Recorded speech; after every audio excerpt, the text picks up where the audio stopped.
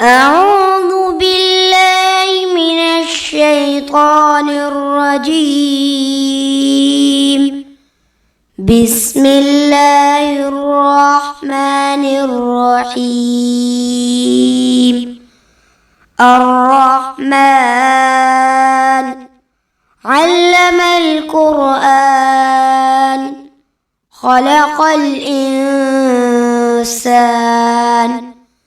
علمه البيان. الشمس والقمر بحسبان والنجم والشجر يسجدان والسماء رفعها ووضع الميزان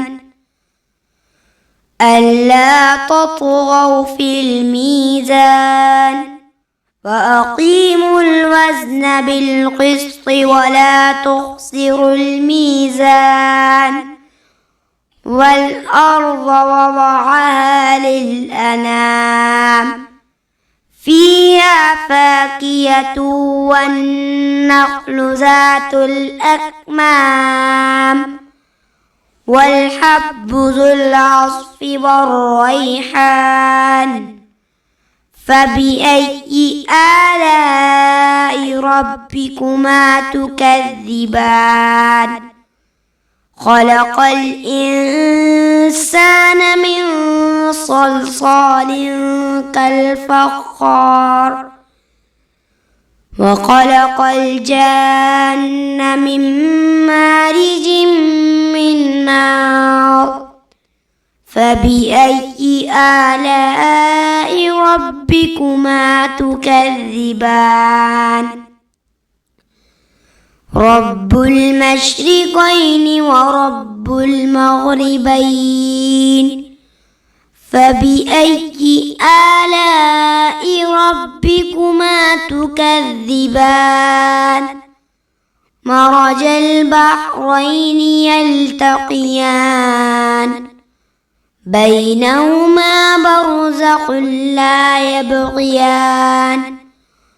فبأي آلاء ربكما تكذبان؟ يخرج منهما اللؤلؤ والمرجان. فبأي آلاء ربكما تكذبان؟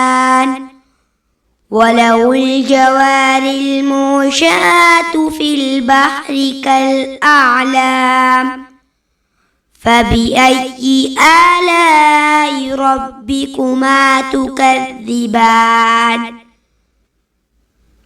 كل من عليها فان ويبقى وجه ربك ذو الجلال والإكرام. فبأي آلاء ربكما تكذبان؟ يسأله ما في السماوات والأرض كل يوم هو في شأن. فبأي آلاء ربكما تكذبان؟ سنفرغ لكم أيها الثقلان. فبأي آلاء ربكما تكذبان؟ يا معشر الجن والإنس إن استطعتم أن تنفذوا من أقطار السماوات والأرض فانفذوا لا تنفذون إلا بسلطان. فبأي آلاء ربكما تكذبان؟ يرسل عليكما شواظ من نار ونحاس فلا تنتصران. فبأي آلاء ربكما تكذبان؟ فإذا انشقت السماء فكانت وردة كالدهان فبأي آلاء ربكما تكذبان فيومئذ لا يسأل عن ذنبه إنس ولا جان فبأي آلاء ربكما تكذبان يعرف المجرمون بسيماهم فيؤخذ بالنواصي والأقدام فبأي آلاء ربكما تكذبان هذه جهنم التي يكذب بها المجرمون يطوفون بينها وبين حميم آن فبأي آلاء ربكما تكذبان ولمن خاف مقام ربه جنتان فبأي آلاء ربكما تكذبان ذواتا أفنان فبأي آلاء ربكما تكذبان فيهما عينان تجريان فبأي آلاء ربكما تكذبان فيهما من كل فاكهة زوجان فبأي آلاء ربكما تكذبان متكئين على فرش بطائنها من استبرق وجنى الجنتين دان فبأي آلاء ربكما تكذبان فيهن قاصرات الطرف لم يطمثهن إنس قبلهم ولا جان فبأي آلاء ربكما تكذبان كأنهن الياقوت والمرجان فبأي آلاء ربكما تكذبان هل جزاء الإحسان إلا الإحسان فبأي آلاء ربكما تكذبان ومن دونهما جنتان فبأي آلاء ربكما تكذبان مدهامتان فبأي آلاء ربكما تكذبان فيهما عينان نضاختان فبأي آلاء ربكما تكذبان فيهما فاكهة ونخل والرمان فبأي آلاء ربكما تكذبان فيهن خيرات حسان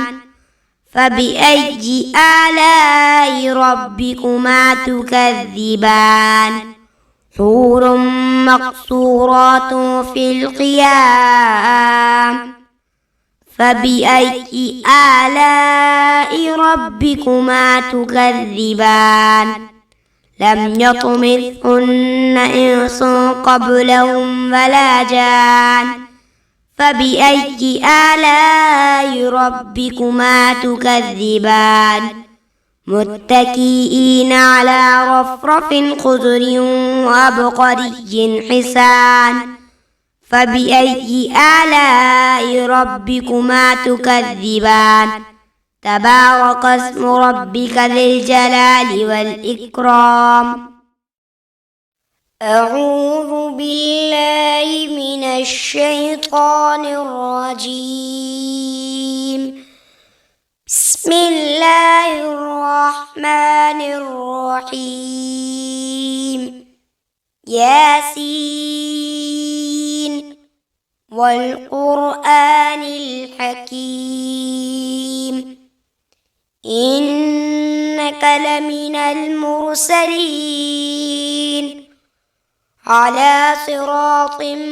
مستقيم تنزيل العزيز الرحيم لتنذر قوما ما أنذر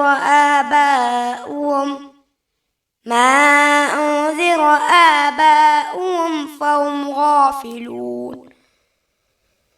لقد حق القول على أكثرهم فهم لا يؤمنون.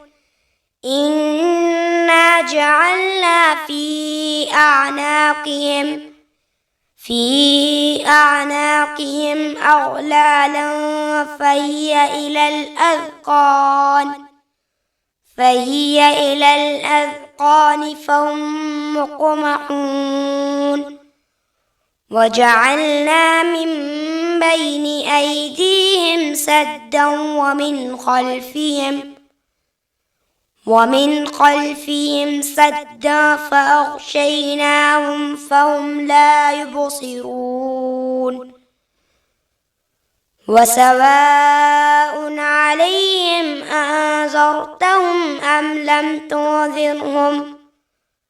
لم تنذرهم لا يؤمنون.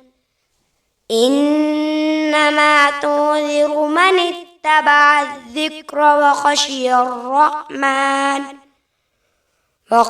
الرحمن بالغيب فبشره بمغفرة وأجر كريم. إنا نحن نحيي الموتى ونكتب ما قدموا وآثارهم وكل شيء أحصيناه في إمام مبين. واضرب لهم مثلا أصحاب القرية إذ جاءها المرسلون إذ أرسلنا إليهم 2 فكذبوهما فعززنا بثالث فقالوا إنا إليكم مرسلون. قالوا ما أنتم إلا بشر مثلنا وما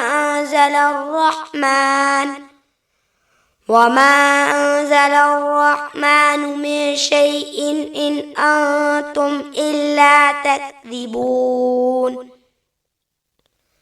قالوا ربنا يعلم إنا إليكم لمرسلون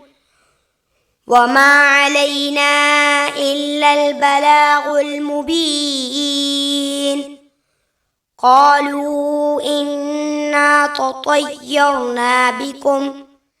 لئن لم تنتهوا لنرجمنكم وليمسنكم منا عذاب أليم. قالوا طائركم معكم أئن ذكرتم بل أنتم قوم مسرفون. وجاء من أقصى المدينة رجل يسعى قال يا قوم اتبعوا المرسلين اتبعوا من لا يسألكم أجرا وهم مهتدون.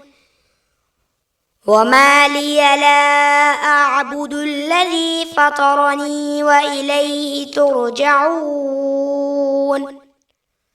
أأتخذ من دونه آلهة إن إن يردني الرحمن بضر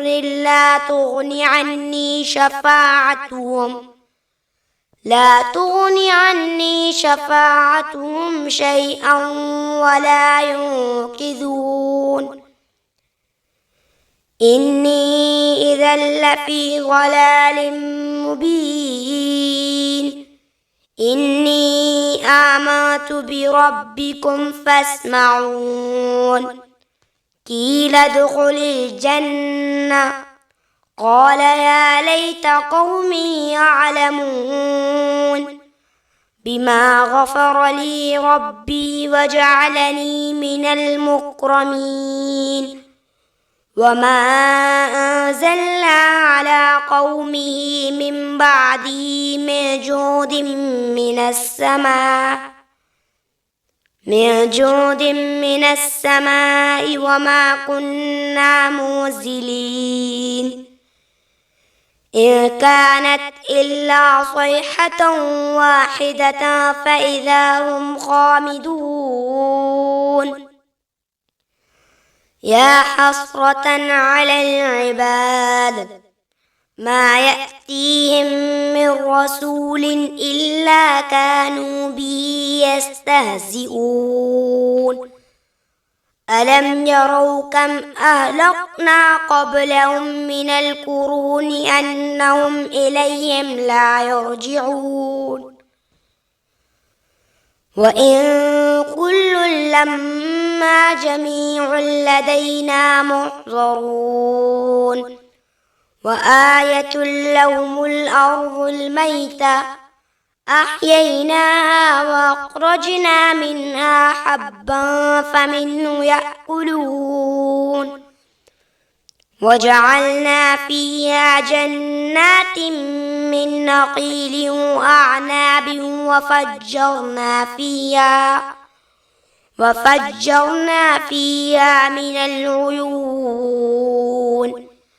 ليأكلوا من ثمره وما عملته أيديهم أفلا يشكرون سبحان الذي خلق الأزواج كلها مما تنبت الأرض ومن أنفسهم ومما لا يعلمون وآية لهم الليل نسلخ منه النهار فإذا هم مظلمون والشمس تجري لمستقر لها ذلك تقدير العزيز العليم والقمر قدرناه منازل حتى عاد كالعرجون القديم لا الشمس ينبغي لها أن تدرك القمر ولا الليل سابق النهار وكل في فلك يسبحون وآية لهم أنا حملنا ذريتهم في الفلك المشحون وخلقنا لهم من مثله ما يركبون وإن نشأ نغرقهم فلا صريخ لهم ولا هم ينقذون إلا رحمة منا ومتاعا إلى حين وإذا قيل لهم اتقوا ما بين أيديكم وما خلفكم لعلكم ترحمون وما تأتيهم من آية من آيات ربهم إلا كانوا عنها معرضين وإذا قيل لهم أنفقوا مما رزقكم الله قال الذين كفروا للذين آمنوا أنطعم من لو يشاء الله أطعمه إن أنتم إلا في ضلال مبين ويقولون متى هذا الوعد إن كنتم صادقين ما ينظرون إلا صيحة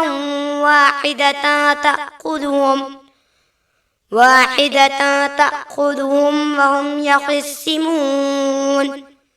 فلا يستطيعون توصية ولا إلى أهلهم يرجعون ونفخ في الصور فإذا هم من الأجداث إلى ربهم ينسلون قالوا يا ويلنا من بعثنا من مرقدنا هذا ما وعد الرحمن وصدق المرسلون إن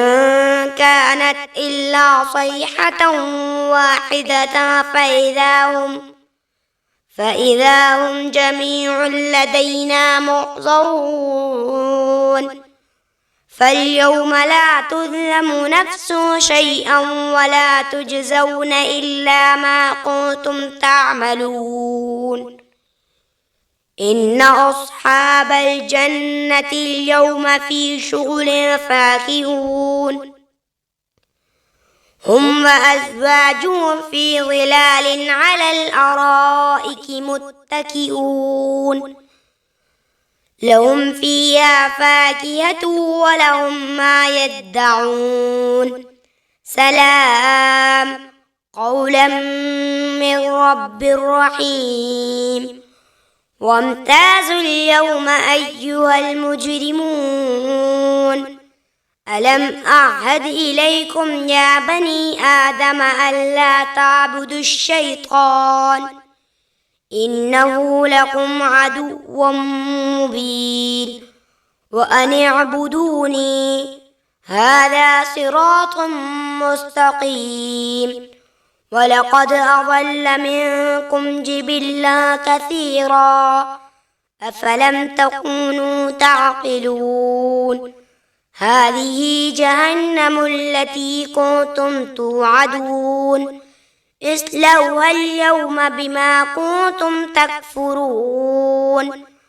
اليوم نختم على أفواههم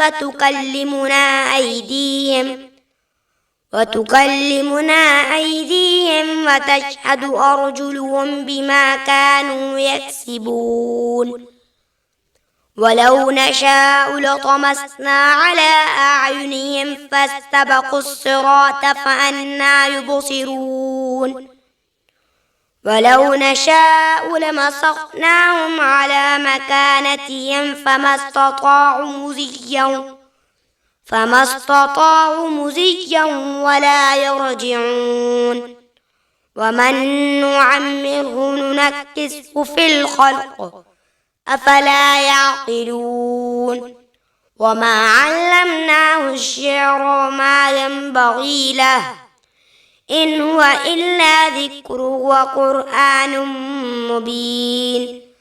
لينذر ما كان حيا ويحق القول على الكافرين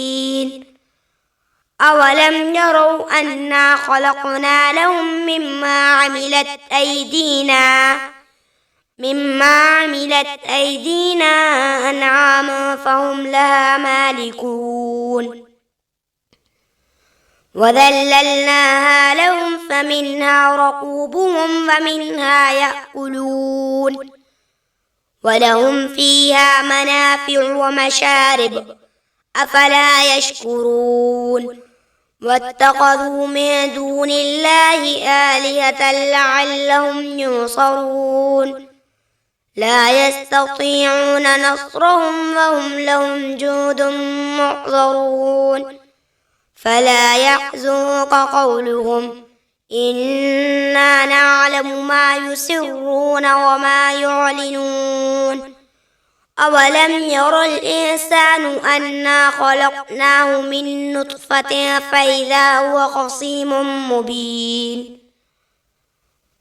وضرب لنا مثلا ونسي خلقه قال من يحيي العظام وهي رميم قل يحييها الذي أنشأها أول مرة وهو بكل خلق عليم الذي جعل لكم من الشجر الأخضر نارا فإذا أنتم منه توقدون أوليس الذي خلق السماوات والأرض بقادر على أن يخلق مثلهم بلى وهو الخلاق العليم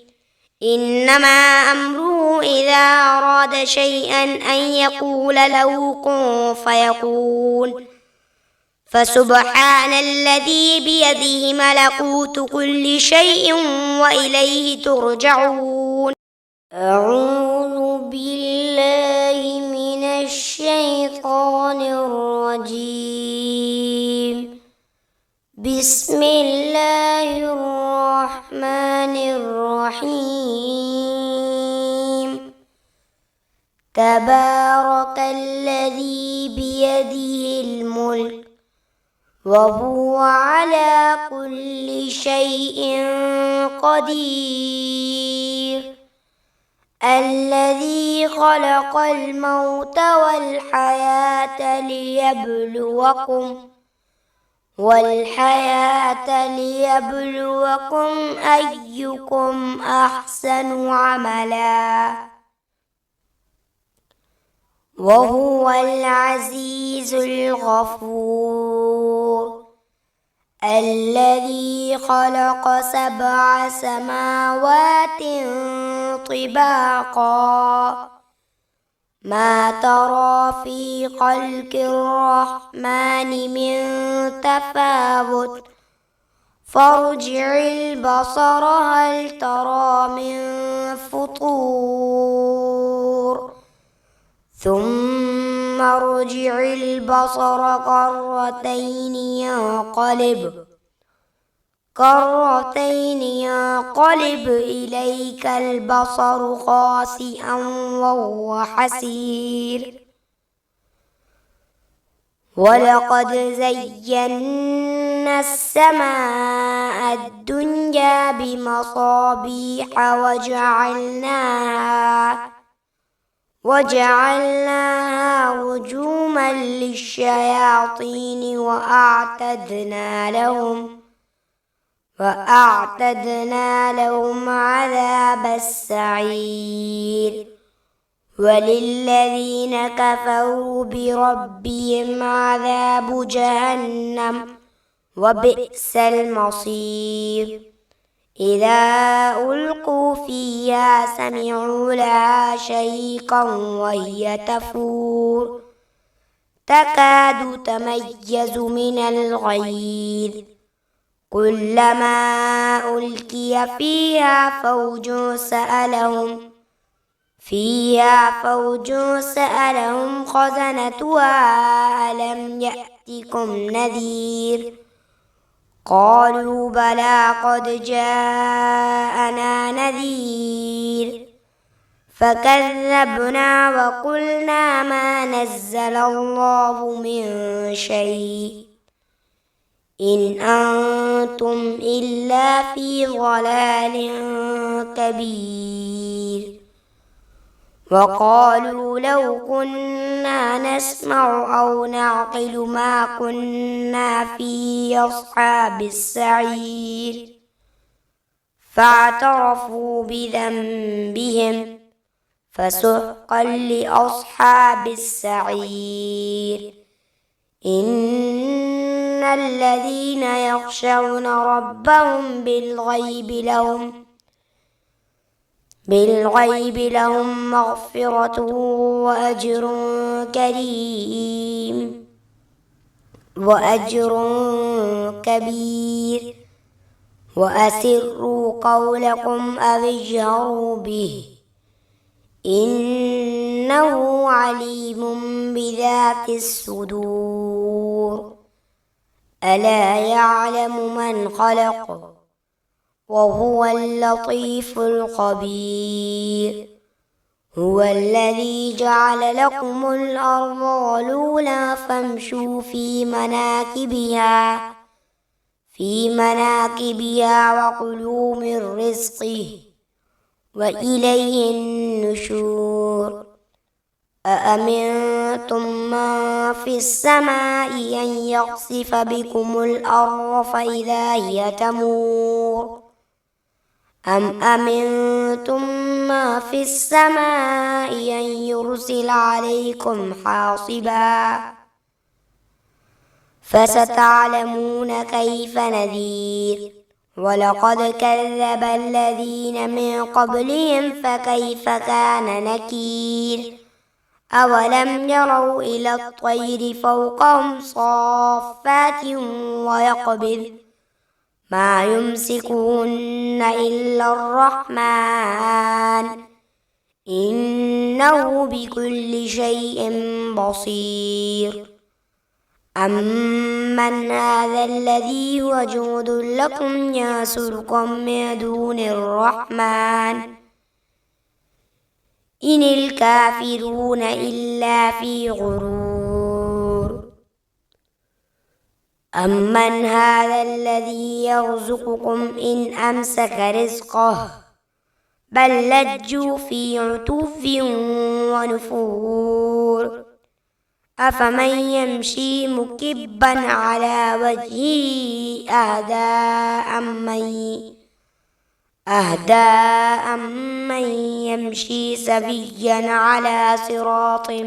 مستقيم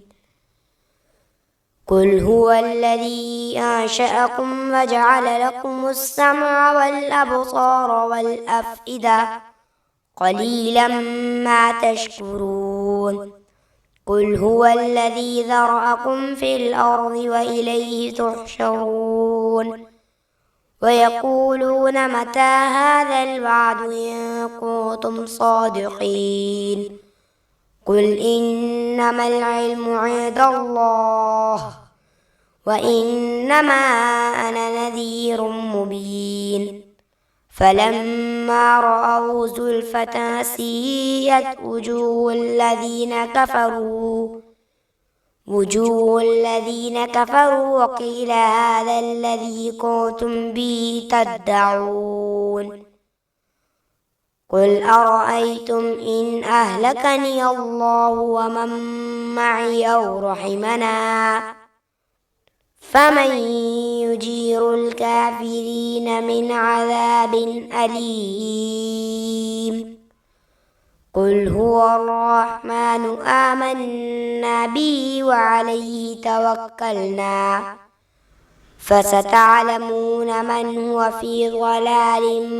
مبين قل أرأيتم إن أصبح ماؤكم